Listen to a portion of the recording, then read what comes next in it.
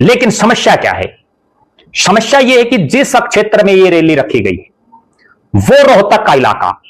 जहां कभी चौधरी देवीलाल और उनके परिवार की टूटी बोलती थी, लेकिन अब हालात यह है कि चाहे रोहतक हो, चाहे झज्जर हो, चाहे उसके साथ लगता सोनीपत हो, चाहे रोहतक के साथ लगता भिवाड़ी का इलाका हो, चाहे रोहतक के साथ लगता हिसार का इलाका हो, जींद का इलाका हो, रोहतक के चारों तरफ आज के दिन हालात यह है पार्टी की कि इंडियन नेशनल लोकदल बहुत ज्यादा मजबूत नहीं है, मजबूत नेता भी नहीं है। इक्का दुक्का को छोड़ दें तो किसी भी रैली की कामयाबी के लिए सबसे बड़ी बात होती है उस इलाके में जहां रैली रखी गई हो वहां पार्टी के लिए समर्पित नेता और कार्यकर्ताओं की एक लंबी फौज चाहिए। वो इंडियन नेशनल लोकदल के पास फिलहाल ना रोहतक में है, ना सोनीपत में है, ना झज्जर में है। इसकी वजह से इस रैली की कामयाबी केवल और केवल इन 3 जिलों की बजाय पूरे हरियाणा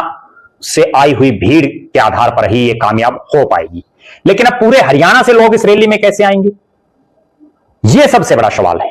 भले ही आज इंडियन नेशनल लोकदल के 2 विधायक हैं, पार्टी के कई बड़े नेता जिनमें खुद अभय सिंह चौटाला जो पार्टी के सुप्रीमो हैं, पार्टी के राष्ट्रीय संगठन सचिव उमेद सिंह लोहान हो, पार्टी की महिला की प्रदेश की प्रभारी सुनैना चौटाला हो, पार्टी के विधायक दल के नेता आदित्य देवीलाल हो, पार्टी के विधायक अर्जुन चौटाला हो,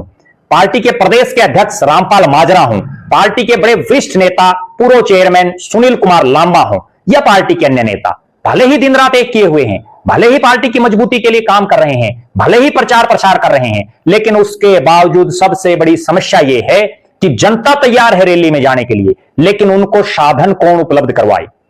यह सबसे बड़ा सवाल है। और अगर जिस ढंग की पिछली कई सालों से हम देख रहे हैं, अगर उसी प्री पार्टी परिनेलो चली जिसमें इंडियन नेशनल लोकदल अपने ज्यादातर जो नेता हैं उनको यह कह देती है कि आप जिम्मेवारी लो और आप जो है लोगों को लाओ, कोई हल्का प्रधान होता है, कोई सेलों के प्रधान है, कोई जिला प्रधान है, कोई टिकट चाहने वाला है, कोई प्रदेश का पदाधिकारी है, कोई राष्ट्रीय स्तर का पदाधिकारी है,